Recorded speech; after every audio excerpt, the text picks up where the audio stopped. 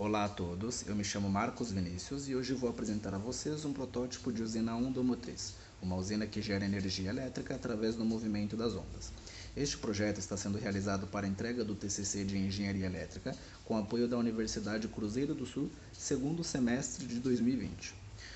O projeto conta também com o apoio do Antônio Barbosa, Diego Silva, Lucas Paradelha e Romildo Santos, que integram esse grupo no qual eu faço parte. Além do envio do trabalho, este vídeo também vai ficar aqui no YouTube para colaborar com eventuais pesquisas futuras. Afinal, esse é o maior intuito desse projeto como um todo. Vale ressaltar também que o projeto seria apresentado em grupo, mas respeitando todos os protocolos da pandemia da Covid-19, ele vai ser realizado de forma individual.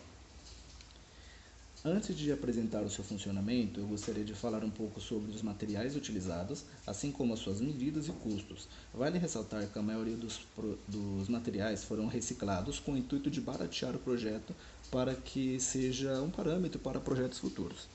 Logo de início, podemos perceber que aqui no centro nós temos um apoio feito com cano de PVC, no qual as dimensões desse apoio aqui ele não faz muita diferença, tá? Ele só vai ficar mais a critério do projetista.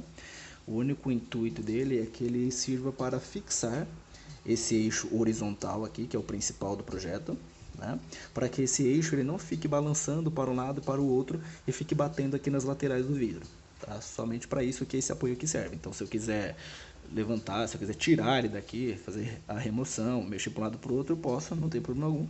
O único objetivo realmente é fixar esse eixo horizontal, tá?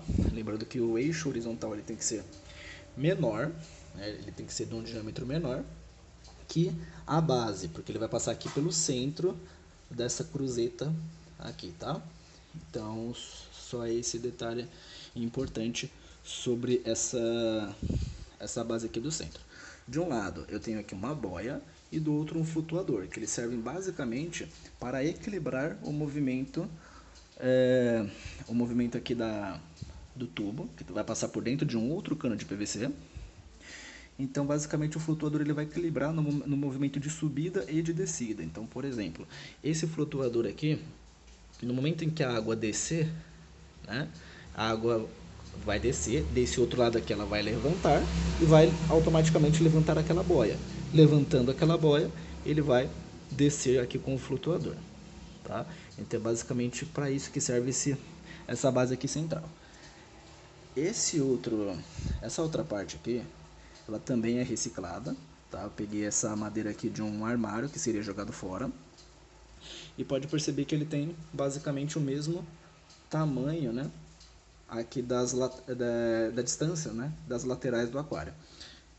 No caso, ele também não é preso, ele não é fixo. Se eu quiser, eu posso levantar ele aqui, eu posso remover essa parte sem maiores problemas. Ele simplesmente serve para segurar aqui esse cano de PVC que eu segurei com um elástico na parte de cima e também um aqui na parte de baixo, tá?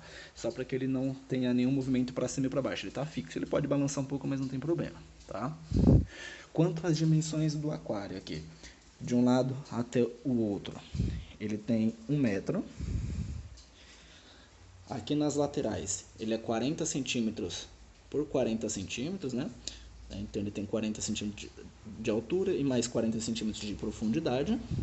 E o nível da água nós optamos por colocar mais ou menos na metade do seu volume total. Então vai cerca ali de 20 centímetros aproximadamente. Isso também vai ficar de acordo com os critérios do projetista. A gente escolheu dessa forma porque ele vai aproveitar muito melhor esse espaçamento, né? No movimento de descida e subida da água, aquele flutuador ele vai ter mais espaço para percorrer. Então ele vai conseguir levantar aquele tubo aqui do centro com mais força, tá? Então basicamente esse foi o intuito. Mas quanto às dimensões em si do eixo aqui, novamente é só para segurar essa parte aqui central, esse eixo horizontal, tá? Aqui nesse cano de PVC, aí sim ele já importa as suas dimensões, tá? Já vou falar um pouco mais sobre isso, mas primeiramente é importante ressaltar que aqui no meio tem uma bobina, que ela é feita com fio de cobre esmaltado. É importante que ele seja de fio de cobre esmaltado porque ele vai ter uma melhor condução da corrente elétrica, tá? Em cada ponta dessa bobina Eu deixei aproximadamente uns 30 centímetros, aqui depois eu acabei enrolando um pouco mais aqui só para não ficar muito fio solto aqui, né? Eu deixei aproximadamente 30 centímetros e cada extremidade eu enrolei aqui num LED, né? São 2 LEDs na verdade, tá? O que eu fiz com esses 2 LEDs? Eu enrolei a parte negativa na parte positiva do outro. Fiz isso com as duas polaridades dele, positivo com negativo e vice-versa. Por quê? Porque aqui dentro ele vai passar um ímã, certo? Conforme o ímã for passando de cima para baixo, de baixo para cima, por dentro dessa bobina, ele vai ter então, ele vai gerar corrente elétrica, que é o que vai passar aqui para o LED. O LED é o que vai ser o nosso sensor, né? É o que vai acusar que está passando corrente elétrica, que realmente esse sistema está gerando energia, tá? Quanto à bobina, aqui eu dei cerca de 1250 voltas aproximadamente, tá? Eu fiz isso para que ele tenha ainda mais potencial de geração de energia, porque eu vou usar um ímã de neodímio, né? Na verdade são 3 ímãs de neodímio, de 14 milímetros de diâmetro, ele é 14 por 14, tá? No qual esse ímã ele vai passar aqui dentro do tubo de PVC. Esse tubo aqui, como eu havia dito anteriormente, ele já importa, sim, o seu diâmetro, né? Porque ele tem que ser próximo do diâmetro do ímã. Então o ímã ele tem que passar justinho aqui dentro. Então se você pegar um ímã maior, ele vai ter que ter também um diâmetro maior, né? Um diâmetro interno maior, obviamente.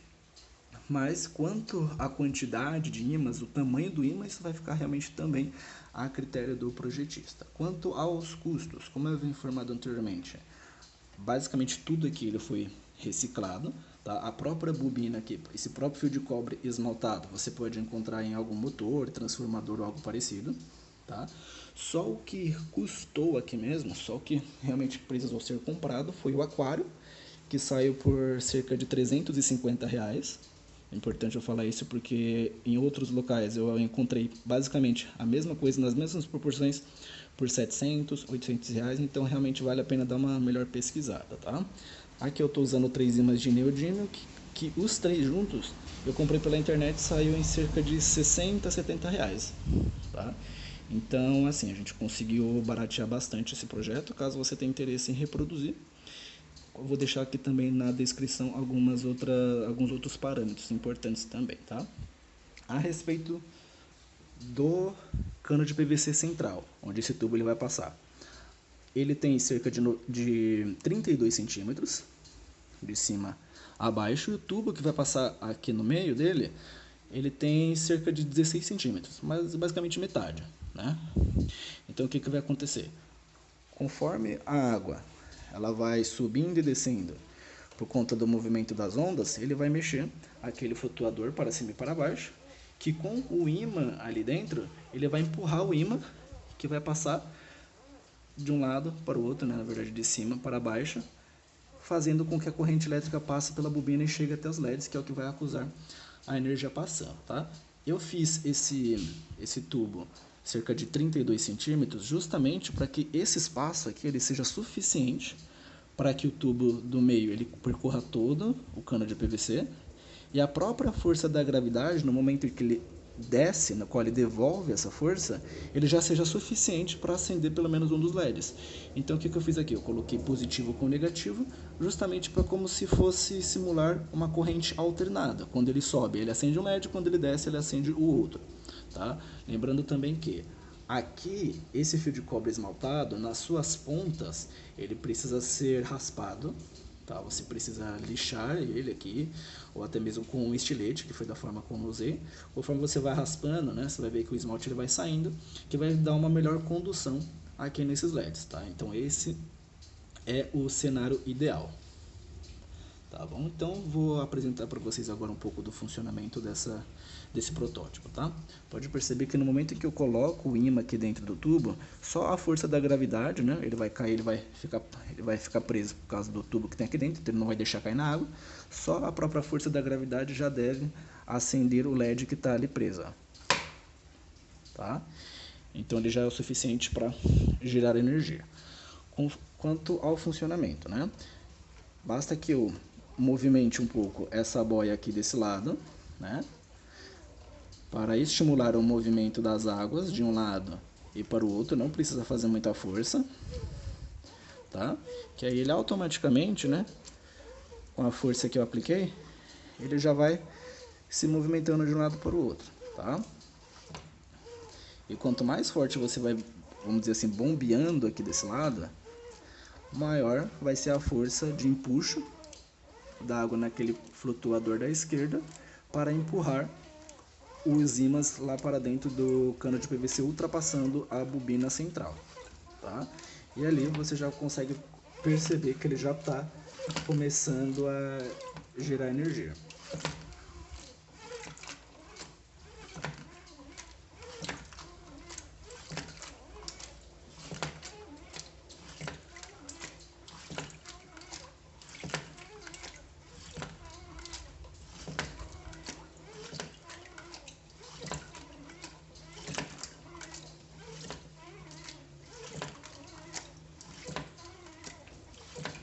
Tá? Então, esse é basicamente o funcionamento dessa usina monomotriz. Existem outros protótipos que poderiam ser feitos.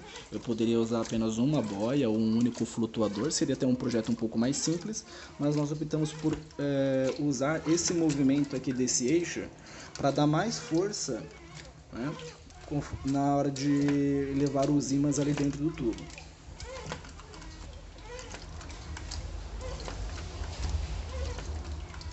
Então pode perceber que o cano de PVC central ali, esse que está na vertical, ele está preso por dois elásticos, na verdade, tá?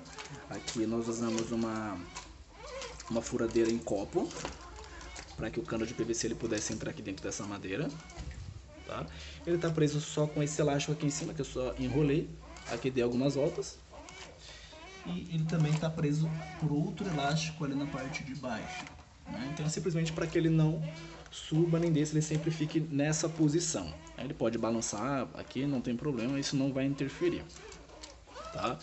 E importante que o fio de cobre ele realmente seja um fio esmaltado. Nós tentamos com outros fios reaproveitados, né, que nós tínhamos mesmo assim de projetos anteriores, não deu muito certo. A gente realmente teve que trocar para o fio de cobre esmaltado.